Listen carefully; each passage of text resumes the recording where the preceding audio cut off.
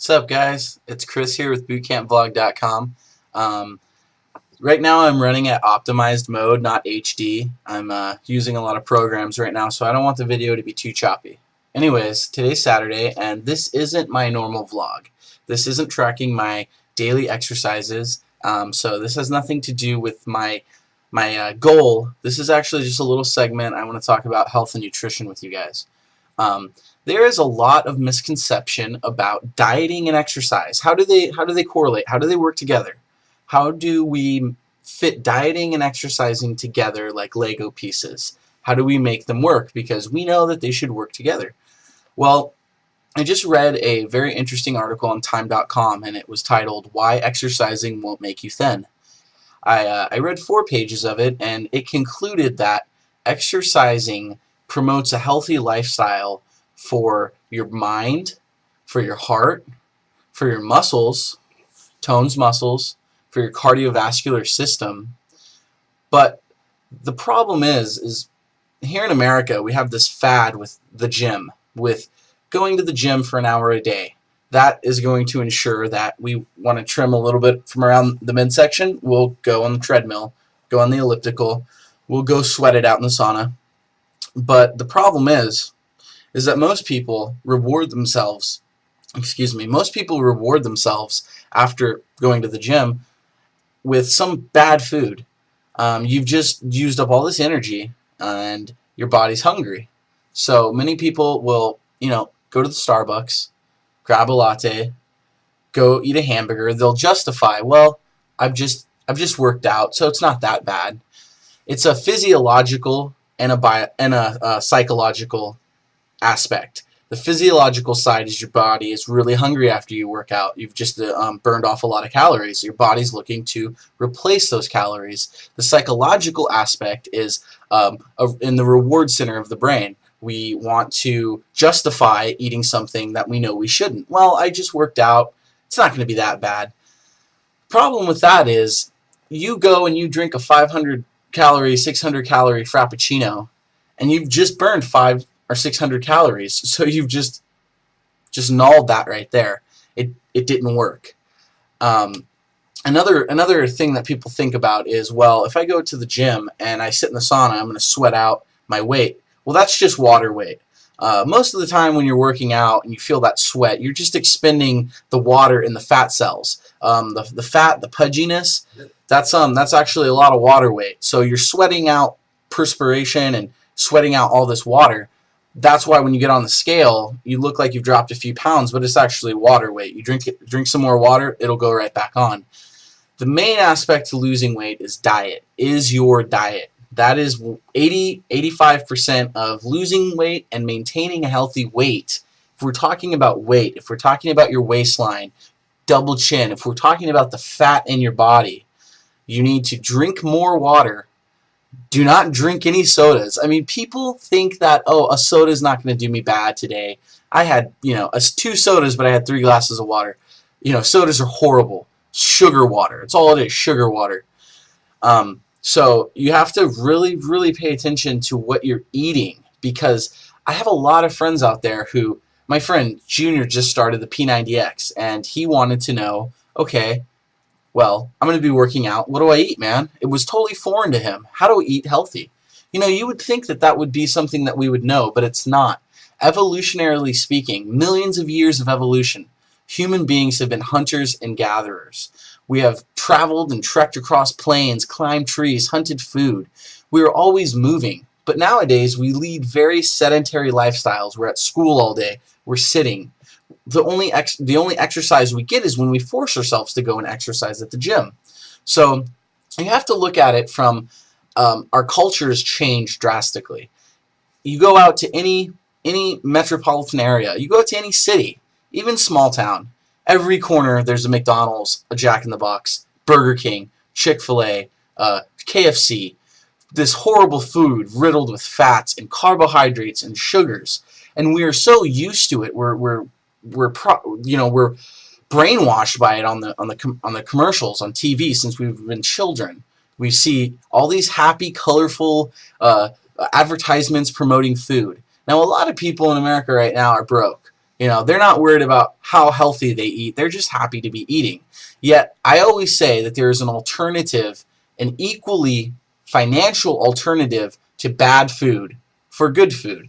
There is something out there that is good that will cost you the same amount as something that is bad, that will fill you up. Now, the only thing that you have to understand is it's probably not going to taste the same. So you have to really get over the cravings for the sweets and that instant gratification of that milkshake. But the problem is we have a hard time controlling our urges. So it's very important to understand that if you want to lose weight, if you're serious about losing weight, if you're overweight, like if any of you out there on Reddit, it's a website from Lose It, if any of you guys are reading this and you guys obviously want to lose weight, I really suggest that you focus on weight training for your muscles, some cardio to get your cardiovascular strength up, sweat out some of that water weight, but eat properly. Five meals a day. I've gone over this. You know, breakfast, snack, lunch, snack, and a dinner.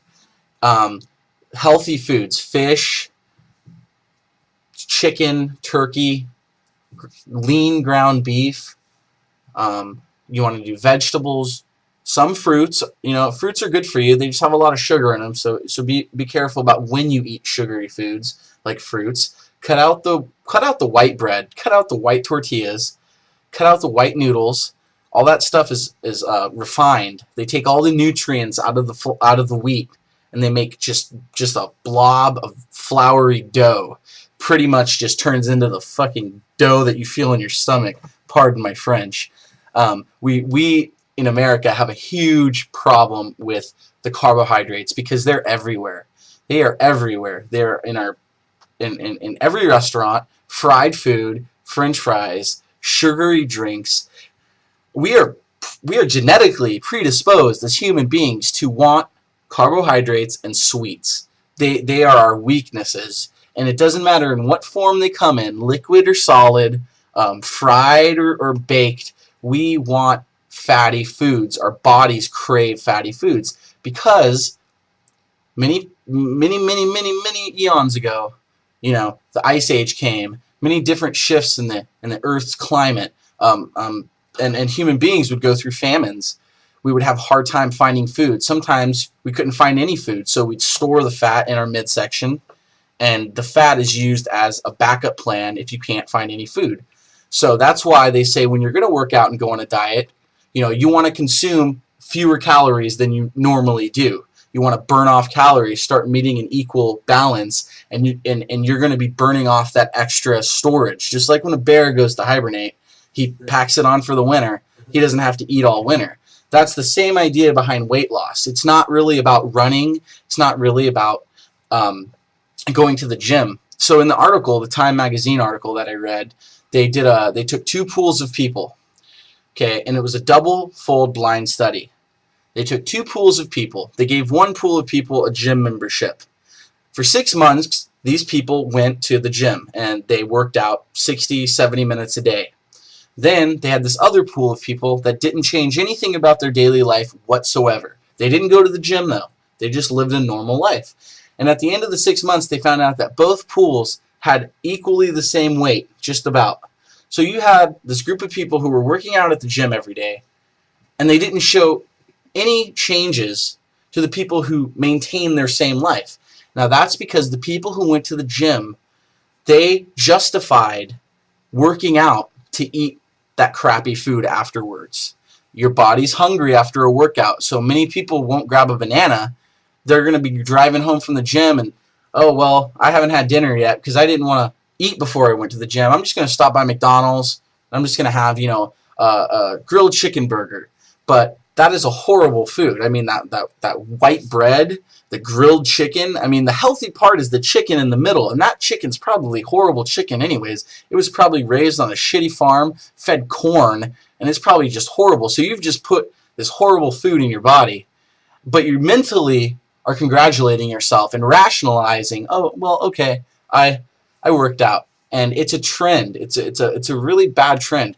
The 3% of the population or 3/4, excuse me, of the population is obese. America is going through an obesity epidemic. They say by the year 2015,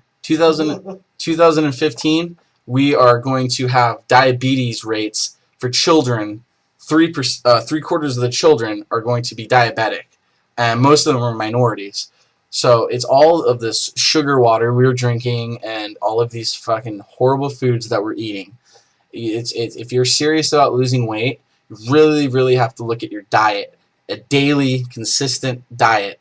That is very important, and that's one of the main things that I'm doing, because I've fallen off the bandwagon many times. Go to the gym, work out, don't see any results in a month or two, and I'm just like, what the hell?